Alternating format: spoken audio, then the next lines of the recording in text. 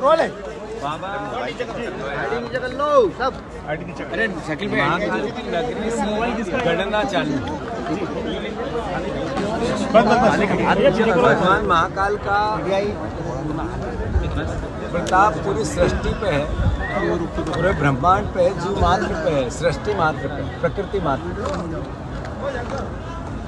बहुत सौभाग्य का विषय है कि इस बार मुख्यमंत्री महाकाल की भारतीय जनता पार्टी थोड़ी सी आगे नीचे किलो हाँ बहुत बढ़िया। इसके आगे मत जान दे, बस कर ले। जनता के सामने अपनी बातें कही, वचन दिए, मोदी की गारंटियाँ दी। सबसे महत्वपूर्ण बहनों से शिवराज भैया ने कहा 3000 रुपया आपको खाते में डालेगा चुनाव बाद तुम्हारा शिव भैया मामा। मैं भैया हूँ, मेरी बहनों के खातों में 3000 डालूंगा। 3000 रुपया क्विंटल किसानों का 2700 रुपये देने की बात कही। निकाल लो। बात कही 3100 रुपये धान की और 450 रुपये में गैस सिलेंडर, हर घर रोजगार और 2 लाख नौकरियां।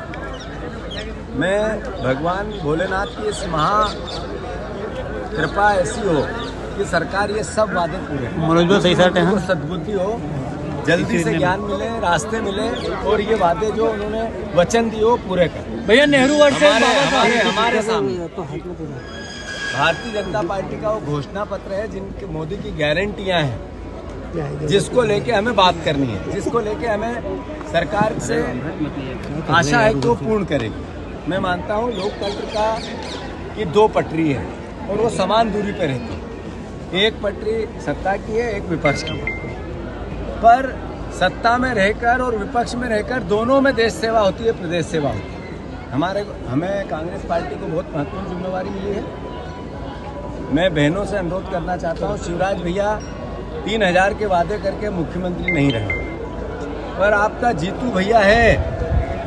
मैं किसान का बेटा हूँ, हल चलाना जानता हूँ और हल निकालना भी जानता हूँ। मैं अनुरोध करना चाहता हूँ इस बात का कि महाकाल की इस धरती से सरकार जैसे ही कैबिनेट फिर से फॉर्म हुई, तो पहली बार जब सिग्नेचर किए थे तो ये घोषणाएं जो मैंने बोली पूर्ण होनी थी। अब जैसे ही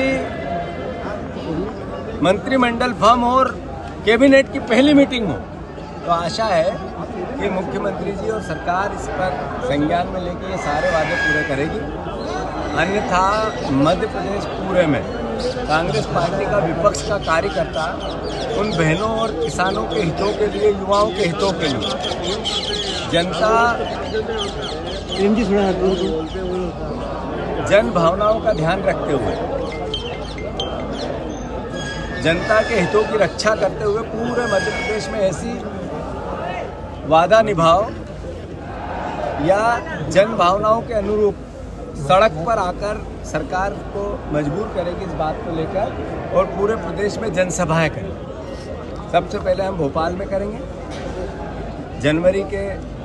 15 जनवरी के बाद ये वादा निभाओ और फिर प्रदेश के पूरे मध्य प्रदेश के हर जिले में हो।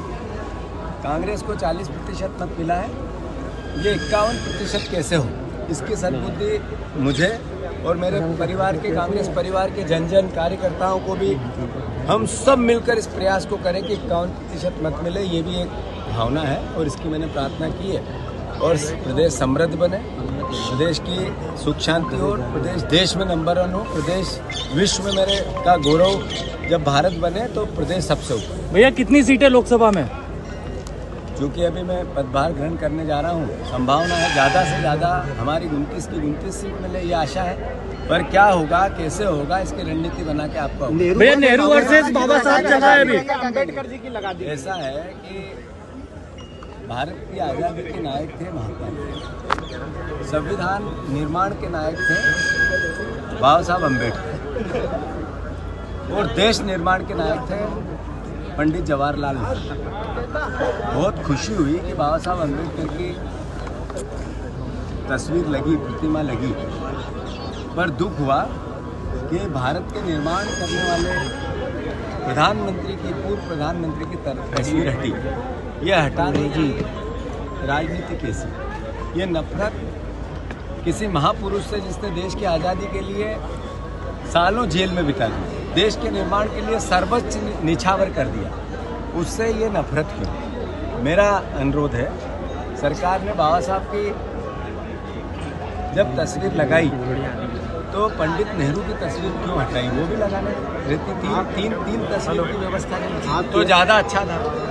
भारतीय जनता पार्टी ने चुनौती दी अटल बिहारी वाजपेयी के उस विचार को, जिन्होंने संसद में नेहरू जी की तस्वीर देख के कहा था तस्वीर कहाँ गई, और उन्होंने उस तस्वीर के लिए प्रयास किए और फिर से लगवाई।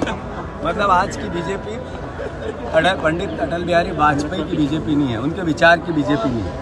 वो बीजेपी जो महापुरुषों में बंटवारा करना चाहती है वो बीजेपी है। हम निंदा करते हैं कि पंडित जवाहरलाल नेहरू की तस्वीर को इन्होंने वहाँ से हटाया, और स्वागत भी करते हैं कि अम्बेडकर जी की तस्वीर को उन्होंने लगाया। मैं मानता हूँ भारतीय जनता पार्टी को महापुरुषों में भेद नहीं करना चाहिए और हटाने की राजनीति से बचना चाहिए।